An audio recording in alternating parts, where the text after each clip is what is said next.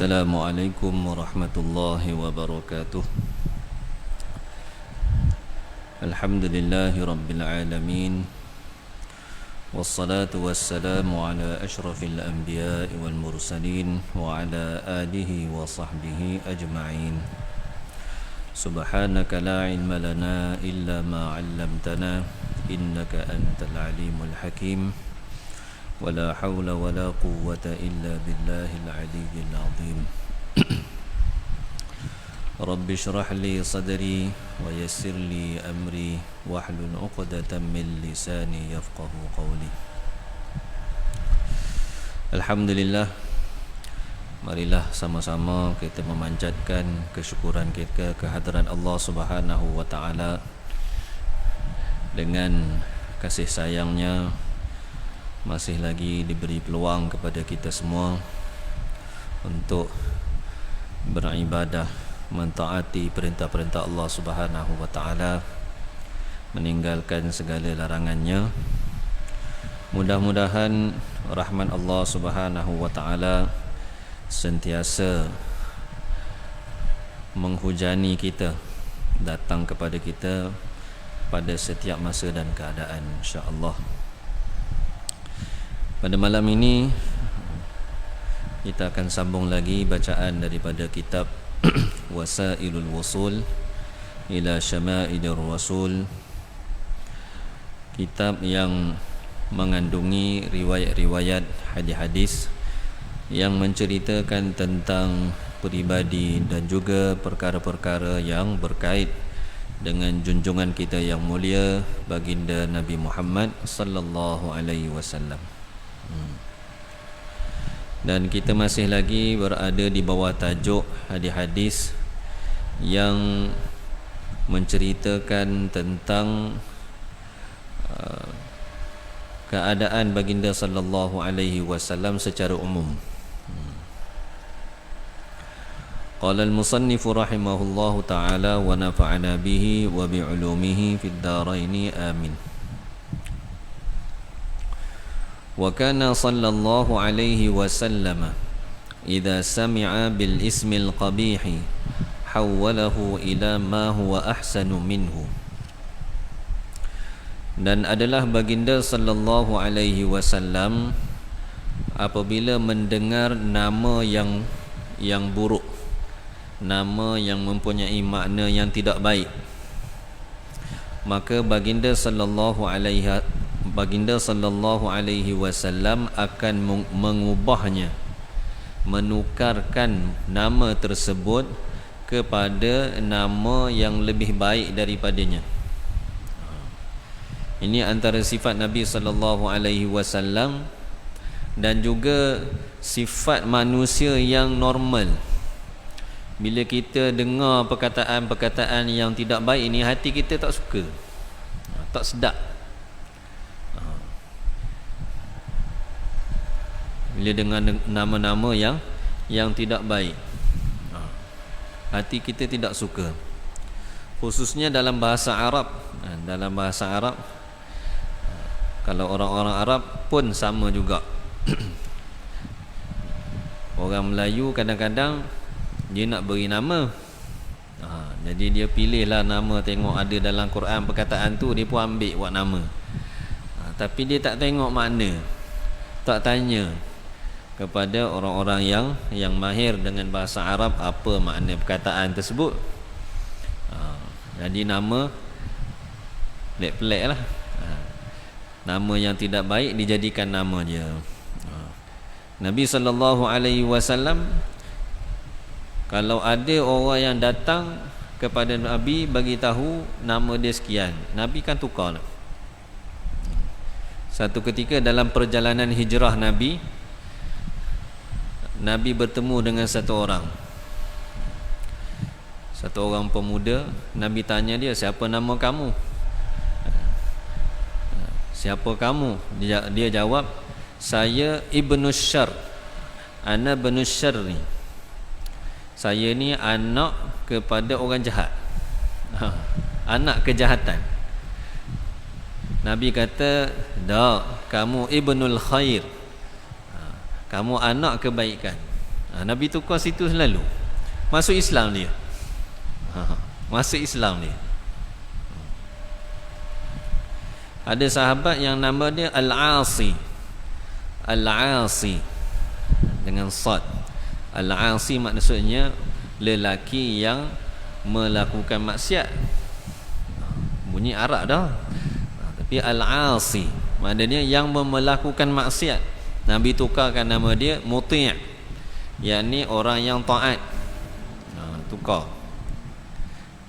Ada sahabiah nama dia Asiyah.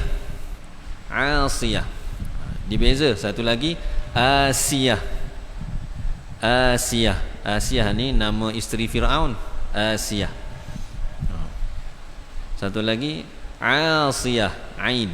Asiyah, Ain, kemudian Sad. Asiyah maksudnya perempuan yang buat maksiat. Nabi tukarkan kepada nama Jamilah. Maknanya dia yang cantik. Sebab apa? Nabi SAW tidak suka kepada nama-nama yang memberi makna yang buruk. Maka jika ada orang-orang yang berada di sekeliling kita yang diketahui, yang kita tahu nama dia tu dari segi maknanya tak comel, tak bagus, maka kita sarankan dia ataupun kita panggil dengan nama yang lain, nama yang baik-baik, nama yang baik-baik. Pun begitu, kadang-kadang berlaku juga Nabi SAW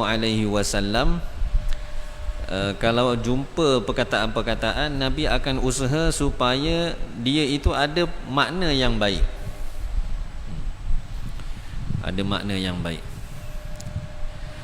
Guru saya Syekh Nuruddin Al-Banjari. Syekh Nuruddin Al-Banjari, nama betul dia bukan Nuruddin. Syekh Nuruddin bin Marbu Al-Banjari. Nama beliau sebenarnya Nurjani. Nurjani. Nurjani. Jadi ketika beliau cerita tentang nama dia ni, dia kata tok guru dia ada dua. Ketika beliau belajar di Mekah, ada satu orang tok guru dia bila dengar nama apa? Nurjani. Terkejut.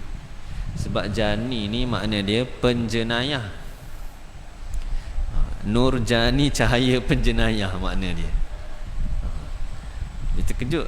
Jadi tukar kamu, bukan, kamu ni Nuruddin. Tu jadi Nuruddin tu.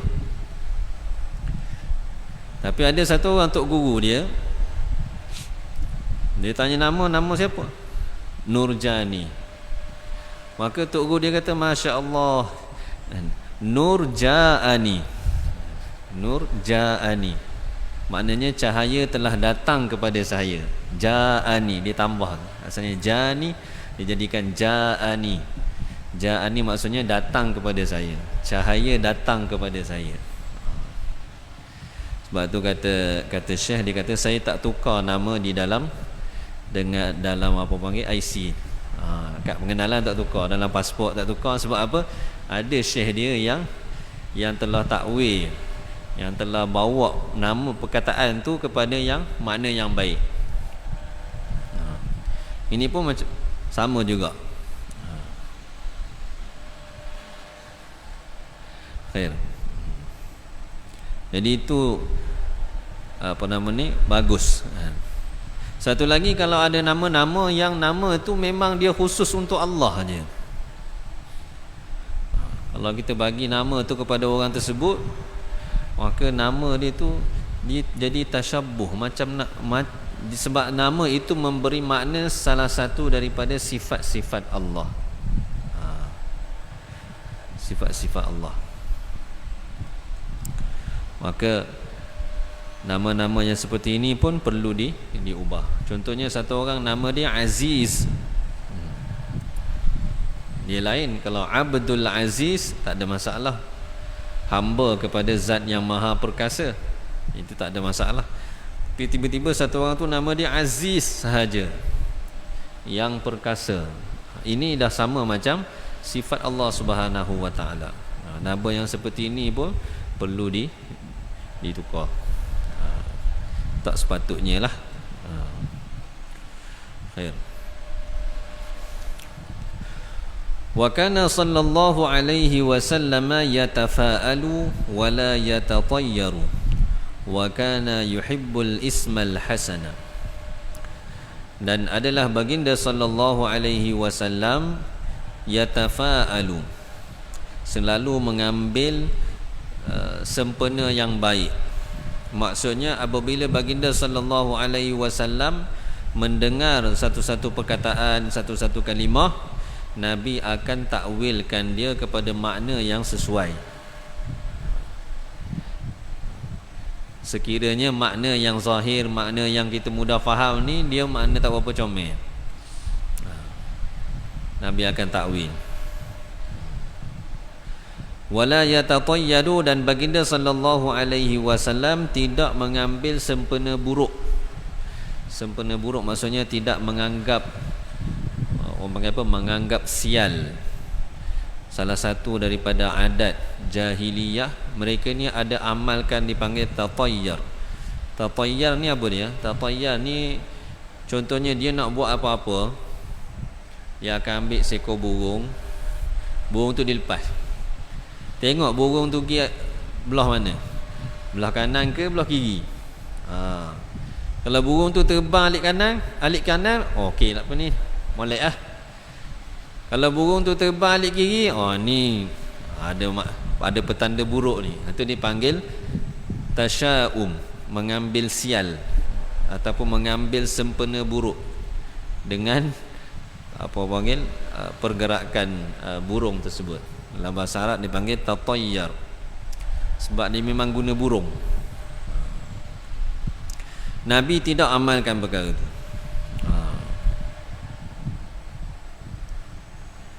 Jadi dalam Islam kita ada tafa'ul, mengambil sempena baik. Benda-benda yang ada baik kan, kita raikan, kita suka. Ada benda-benda yang nampak petanda sial, contohnya nak berjalan katakan, baru nak keluar rumah gelecoh kan, ni petanda tak baik, tak betul tu. Islam tidak ajar begitu. Itu bukan tanda dia, itu Allah Ta'ala dah tetap dah nak jatuh masa tu. Bukan sebab mu nanti kejap lagi ada accident ke apa, tak ada. Tak boleh.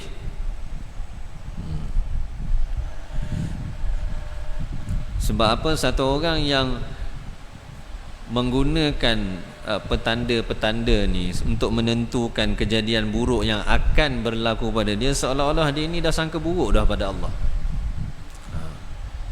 Kita ni kena sentiasa bersangka baik pada Allah, harap pada Allah bahawa segala yang akan berlaku ni akan berlaku dengan baik.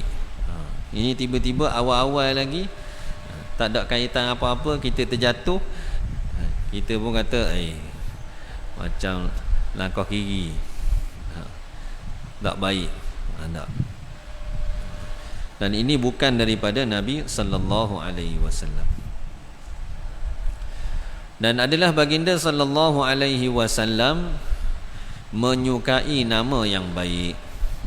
Sebab tu kalau kita nak bagi nama apa-apa pun, bagilah nama-nama yang baik.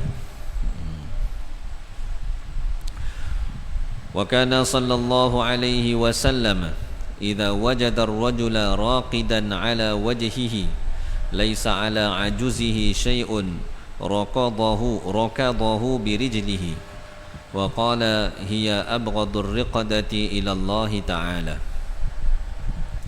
Dan adalah baginda sallallahu alaihi wasallam apabila mendapati seseorang yang tidur dalam keadaan meniarap, tidur tertiarap, dan tidak ada pada bahagian bawah badannya sesuatu yang dapat menutup auratnya. Bahagian bawah badan ni maksudnya daripada pinggang ke bawah tu, bahagian aurat. tidak ada sesuatu yang menutupnya, maka baginda sallallahu alaihi wasallam akan menggerakkannya dengan kaki baginda. Nabi gerak dia. Nabi tak suka. Nabi tak suka tu bukan sebab kerana posisi tidur tu.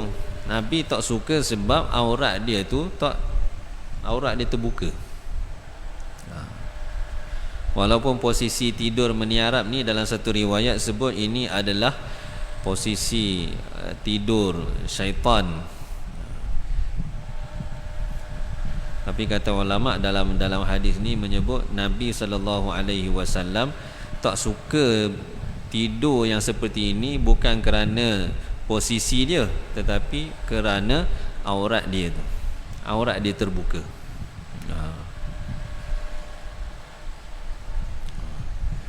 Dalam hadis memang ada sabit. Nabi kata tidur meniarap ni tidur dipanggil naumus syayatin. Tidur golongan setan. Ini meniarap. Tak bagus dalam dari segi agama, makruh kita tidur meniarap. Tapi dalam hadis ini yang Nabi kata, dan baginda sallallahu alaihi wasallam bersabda, ia adalah tidur yang paling dibenci oleh Allah Subhanahu wa taala. Tidur tu maksudnya bukan posisi, kata ulama di sini. Bukan posisi, tetapi ialah tidur dalam keadaan aurat terbuka, tidak tertutup. Kita masa tidur pun kita disunatkan menutup aurat, walaupun dalam bilik itu kita seorang je. Dalam bilik itu kita seorang je, hukum ni makruh juga. Kalau ada orang lain dedahkan aurat, hukum dia haram, walaupun orang tu tak nampak. Hukum dia haram. Khair. Wa kana sallallahu alaihi wasallam ya'muru bil bahi, dan adalah baginda sallallahu alaihi wasallam menyuruh untuk bernikah, memberi galakkan kepada orang-orang lelaki untuk bernikah. Maksud nikah di sini kata ulama bukan akad tu, tapi hubungan suami isteri yang boleh membawa kepada kelahiran zuriat.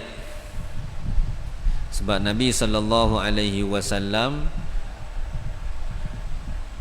ada sebut dalam satu hadis bahawa Nabi sallallahu alaihi wasallam suruh kita ni bernikah, sebabnya di akhirat nanti baginda sallallahu alaihi wasallam akan berbangga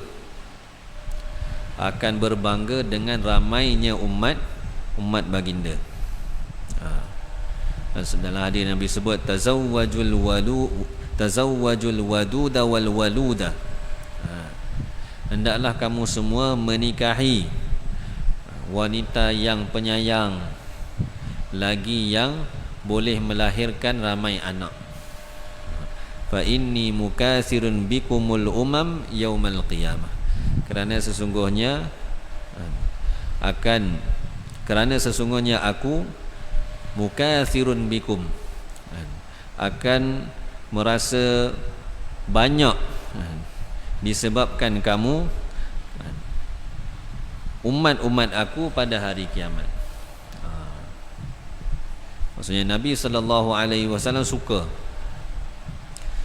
umatnya ramai. Jadi Nabi suruh nikah tu bukan setakat akad nikah sahaja, tapi yang dikehendaki ialah hubungan suami isteri itu. Wa yanha 'anit tabattuli nahyan syadidan, dan baginda sallallahu alaihi wasallam melarang dan sungguh-sungguh daripada tabattul. Tabattul ni apa dia? Tabattul ni ialah dia ada beberapa makna. Salah satu makna tabattul ialah seseorang itu dia meninggalkan segala kehendak, keinginan, syahwat dia. Dia hanya ibadat semata-mata pada Allah Subhanahu Wa Taala. Tinggal semua benda-benda ni dan ibadat saja. Itu salah satu makna tabattul. Jadi dia mengasingkan diri, tinggalkan segala keseronokan dunia ni untuk ibadat pada Allah Subhanahu wa taala. Tapi di dalam hadis ini tabattul yang dilarang oleh Nabi sallallahu alaihi wasallam ialah perbuatan seorang lelaki menjauhi isterinya. Menjauhi isterinya tanpa sebab. Saya tak suka untuk melakukan hubungan dengan isterinya.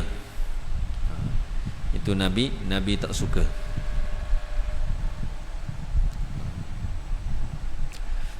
Adapun tabattul yang merujuk kepada kita mengkhususkan diri kita untuk beribadah pada Allah Subhanahu wa taala, dalam masa yang sama kita juga kena ambil kira, ra'i juga. Kita ada isteri, kita ada anak, itu semua hak-hak mereka perlu ditunaikan. Ayyamuru bitazawwuji wa yanha an tarkihi, yakni baginda sallallahu alaihi wasallam menyuruh untuk berkahwin dan baginda melarang daripada meninggalkannya kalau ada kemampuan. Man istata'a minkumul ba'ah falyatazawwaj, siapa di kalangan kamu yang mampu untuk bernikah, maka hendaklah dia bernikah.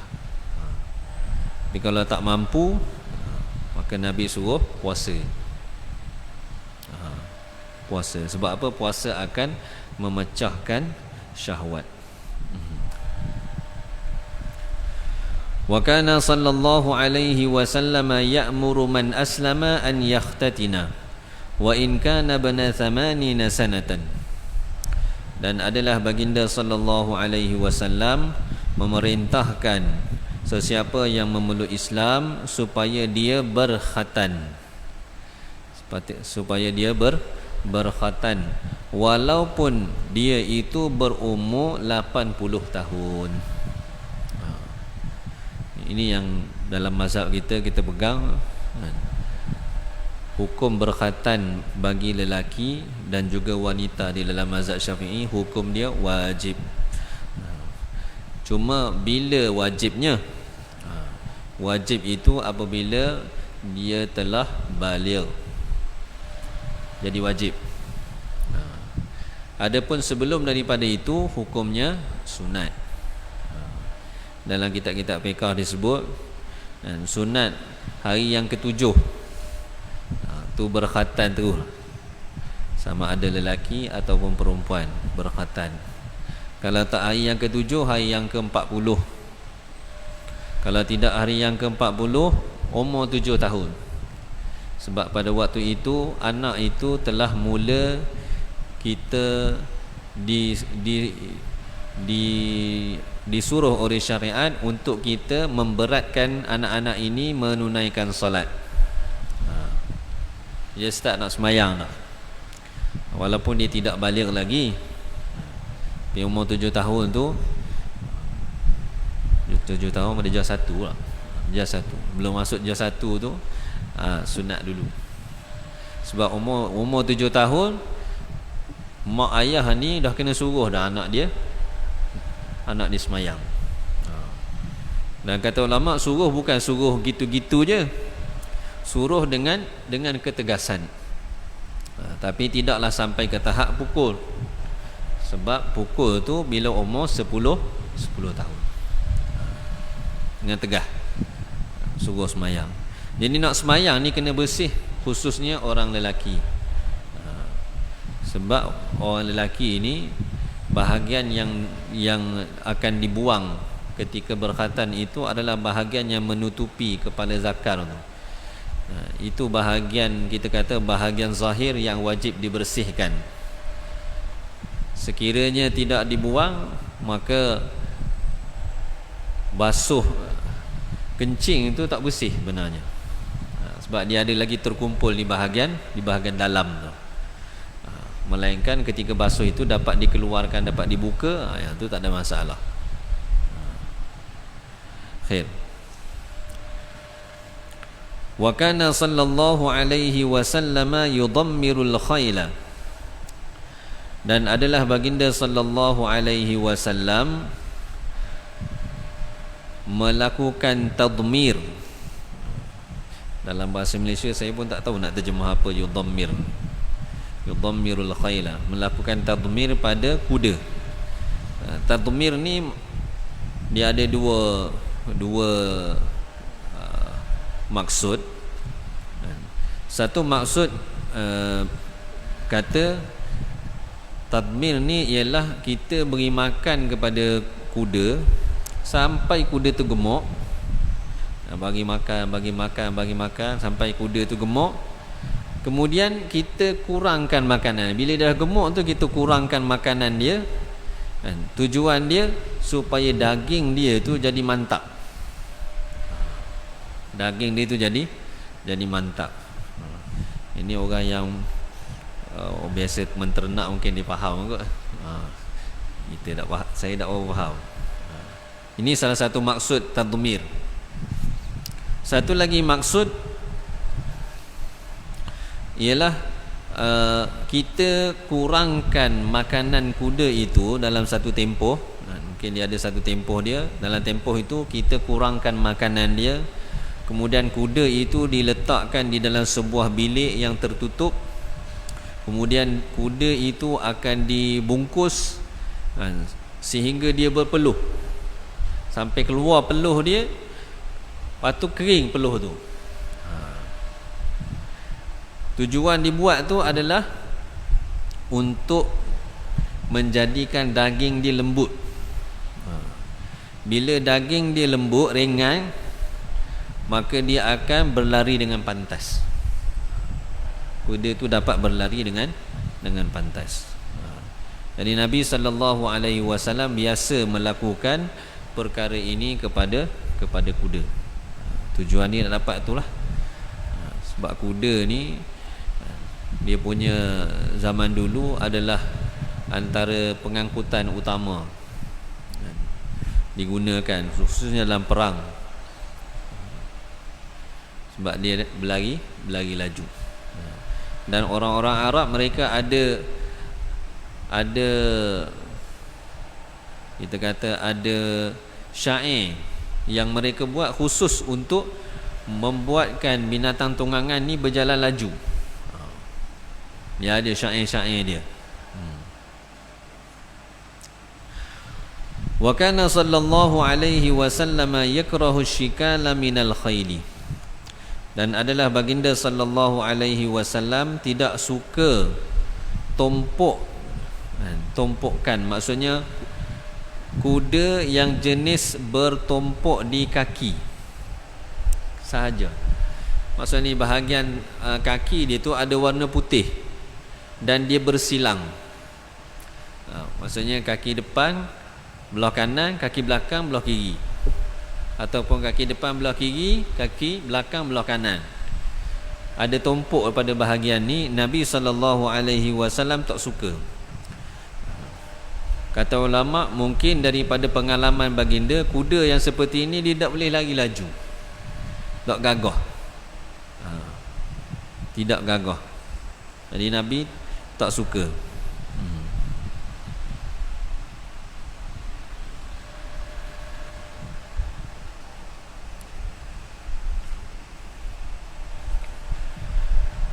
Qala al-Azizi fassarahu fi ba'd turuq al-hadis 'inda Muslimin bi an yakuna fi rijlihi al-yumna wa fi yadihi al-yusra bayadun aw fi yadihi al-yumna wa rijlihi al-yusra. Berkata Al-Azizi, sebahagian ulama mentafsirkan tumpuk tu, asyikal dalam bahasa Arab dipanggil, di dalam sesetengah jalur hadis di sisi Imam Muslim, dengan bahawa adalah pada kaki kuda yang kanan dan pada tangannya yang kiri ada warna putih, tumpukan putih, ataupun pada tangannya yang kanan dan kakinya yang kiri ada tumpuk warna putih. Ini dipanggil syikal. Wa karrahahu likaunihi kal mashkuli. Dan baginda tidak menyukainya kerana kuda itu seperti al-mashkul. Al-mashkul ni seperti binatang yang diikat kaki dia, dipasung. Jadi dia tak boleh nak, la yastati'ul masya, dia tidak mampu untuk berjalan bila terikat kan. Waqila, dan dikatakan yahtamilu an yakuna jurriba dhalikal jinsu falam yakun fihi najabatun. Ada ulama yang mengatakan berkemungkinan bahawa baginda sallallahu alaihi wasallam telah ada pengalaman dengan kuda yang jenis seperti itu, dan baginda dapati tidak ada pada kuda itu kecergasan. Tak ada kecergasan, jalan lambat, dok-dok. Kan kuda ni kita nak yang gagah, yang berlari laju. Wa qala ba'dul ulama'i idza kana ma'a dhalika agharra zalatil karahatu. Dan berkata sebahagian ulama, apabila kuda itu bersama tumpukan putih di kakinya, ada juga tumpukan putih di dahi, maksudnya di kepala. Kaki dia ada tumpuk putih, kemudian kepala dia pun ada juga di bahagian dahi ni putih. Zalatil karahatu, maka hukum makruh tu hilang. Maksudnya Nabi sallallahu alaihi wasallam tak masukkan kategori kuda ni dalam kategori kuda yang Nabi tidak suka.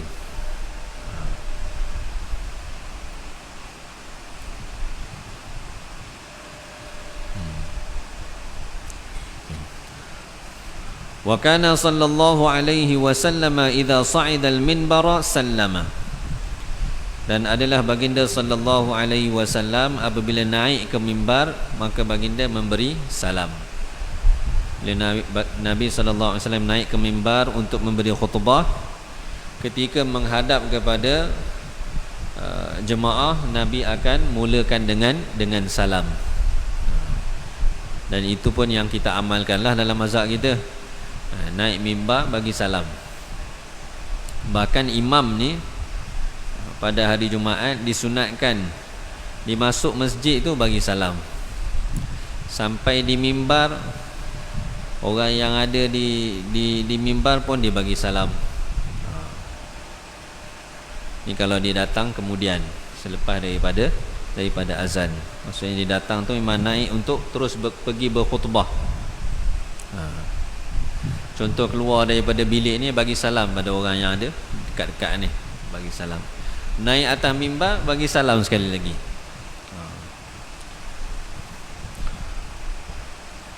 Wa kana sallallahu alaihi wasallam idza khataba qala amma ba'du. Dan adalah baginda sallallahu alaihi wasallam apabila berkhutbah, maka baginda akan berkata amma ba'du. Amma ba'd. Dalam teks-teks khutbah yang diguna pakai di negeri-negeri di Malaysia ni, kebanyakannya adalah dan biasa-biasa pun siapa-siapa bagi ceramah pun, kalau dalam bahasa Arab muqaddimah dia tu dia ada amma ba'du. Ambil sunnah Nabi sallallahu alaihi wasallam. Amma ba'du ni maknanya dia apa? Adapun selepas daripada itu. Sebabnya khutbah ni kita akan mula dengan puji-pujian kepada Allah Subhanahu wa taala. Yang pertama. Yang kedua, kita selawat ke atas Nabi. Lepas tu barulah kita nak masuk dalam khutbah. Jadi kita dah puji Allah, selawat pada Nabi, maka selepas tu kita kata amma ba'du. Adapun selepas daripada puji-pujian dan selawat. Tu maksud dia.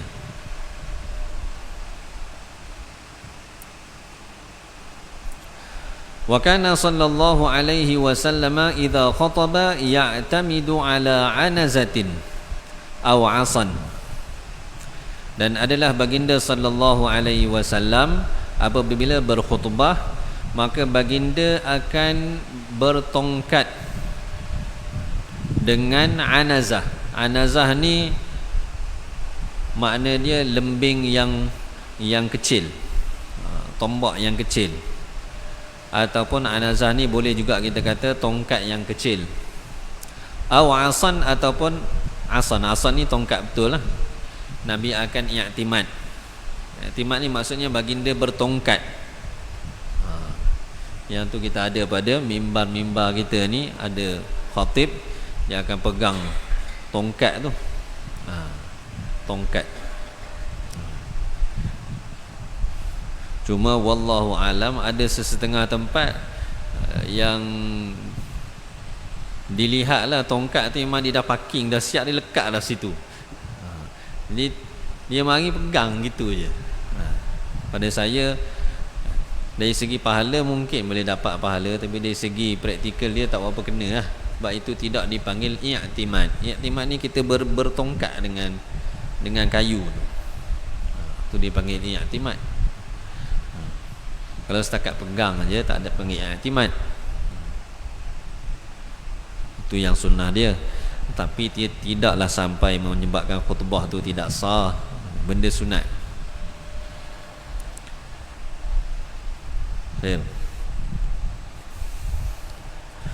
Wa kana sallallahu alaihi wasallam la ya'udu maridan illa ba'da thalathin.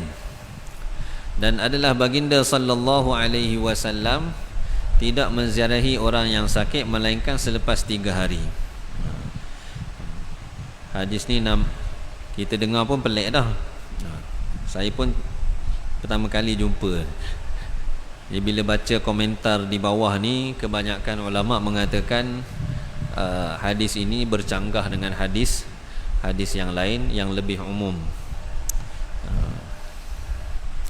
Dalam hadis yang lain dan hadis yang sahih, hadis daripada Imam Bukhari, ada disebut di situ wa'udul marida, ziarahilah orang yang sakit. Tidak ada qaid masa. Dan lagi banyak lagi hadis-hadis yang menyebutkan nak ziarah orang sakit ni tak mesti kena tunggu lepas 3 hari. Jadi dalam komentar-komentar di bawah syarahan hadis ini sebut begitulah. Jadi zahirnya hadis ni hadis yang dhaif, hadis yang lemah. Kita nak ziarah orang sakit ni tak nanti tunggu sebelah 3 hari. Itu yang kuatnya lah. Sebab ada hadis-hadis yang lain lagi yang menyebut bahawa Nabi SAW menziarahi orang yang sakit tak sampai 3 hari pun, tak tunggu 3 hari Nabi pergi dah. Jadi saya baca ni atas dasar dia ada dalam kitab ni lah. Jangan pula kita pegang nak ziarah kena tunggu 3 hari dulu. Menziarahi orang yang sakit ni antara amalan yang dituntut terhadap orang-orang beriman. Tanda kita ambil tahu pada jiran-jiran kita, hak dia, bila dia sakit kita ziarah. Tak nanti tunggu dah nazak dah baru nak pergi. Tahu sakit tu pergi ziarah selalu dah. Sebab apa? Dia akan meringankan kesakitan bila kita ziarah. Wa kana sallallahu alaihi wasallam la yudhiful khasma illa wa khasmuhu ma'ahu. Dan adalah baginda sallallahu alaihi wasallam tidak memberi layanan tetamu kepada 2 orang yang bergaduh, melainkan yang seorang lagi ada bersamanya. Contohnya ada 2 orang yang berbalah, mereka datang jumpa Nabi SAW untuk selesaikan masalah. Kemudian selepas tu Nabi jamu seorang aja. Kalau seorang lagi Nabi tak jamu. Nabi tak buat gitu. Kalau Nabi nak jamu, Nabi jamu 2-2. Dan kita pun gitu juga. Kalau kita berada di posisi yang tempat pengaduan, dia tujuan dia tu Nabi tak buat gitu untuk mengelakkan tohmahan. Nanti orang boleh kata, oh Nabi ambil ni je, ni yang ni berat sebelah. Untuk mengelakkan tohmahan, khususnya orang-orang yang diberi tanggungjawab untuk memberi pengadilan, hakim dan sebagainya. Dia tak boleh buat gitu.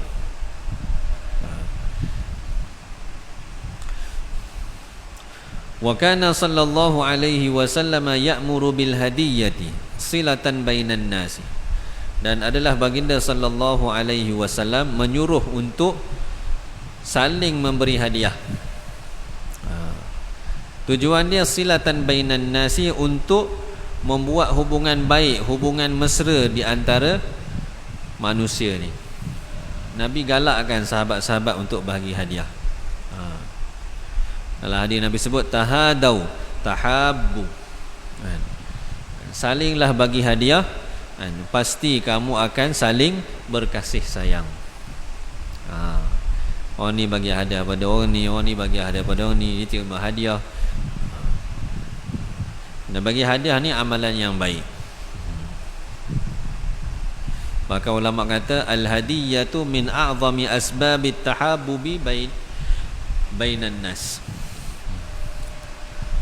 Beri hadiah ni antara asbab yang paling besar untuk mewujudkan suasana ataupun hubungan baik di antara manusia ni. Bagi hadiah.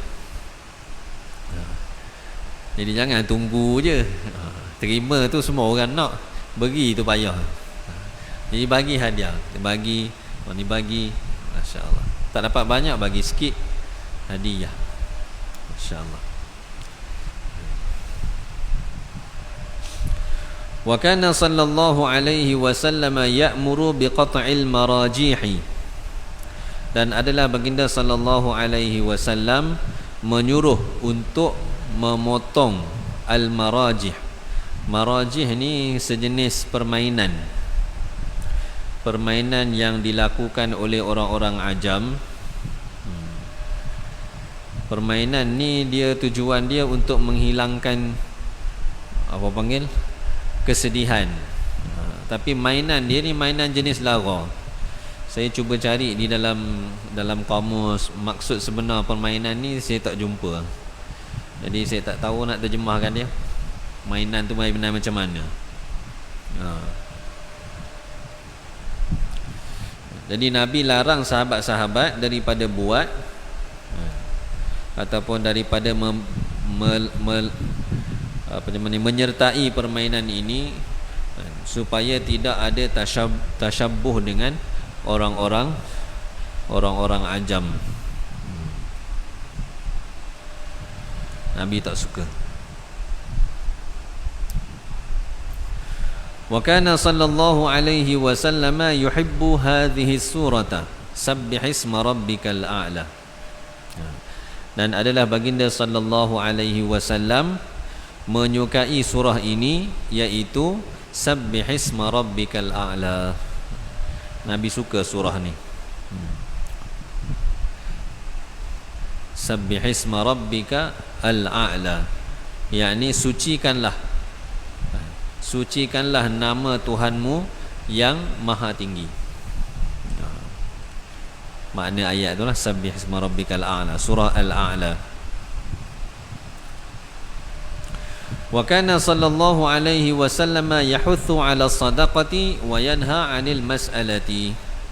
Dan adalah baginda sallallahu alaihi wasallam menggalakkan bersedekah dan melarang daripada meminta-minta. Kita ni dituntut untuk beri sedekah, tapi Nabi sallallahu alaihi wasallam larang kita daripada meminta-minta. Bahkan dalam hadis Nabi sebut, Nabi kata janganlah minta kepada manusia apa-apa. Janganlah minta pada manusia tali cemeti kamu, walaupun dia jatuh daripada tangan kamu. Jatuh di bawah, kita minta tolong orang, tolong ambil. Tak. Nabi kata kamu pergi turun sendiri ambil tali cemeti itu.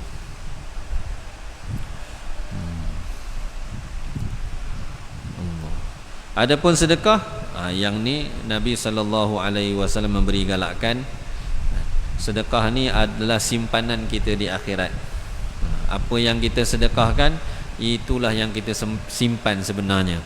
Apa yang kita pakai, ini akan dihisap, akan dikira. Tapi yang disedekahkan ni, banyak mana kita sedekah pun tak kira. jadi simpanan kita di akhirat. Wallahu a'lam. Semoga Allah Subhanahu wa taala beri taufik pada saya dan kita semua dengan apa yang dibacakan pada malam ini, sama-sama dapat kita jadikan pedoman untuk kita amalkan dalam kehidupan kita dan kita sampaikan kepada saudara-saudara kita yang lain, insya-Allah. Subhanakallahumma wa bihamdika asyhadu an la ilaha illa anta astaghfiruka wa atubu ilaik. Subhana rabbika rabbil izzati amma yasifun wa salamun alal mursalin. Alhamdulillah.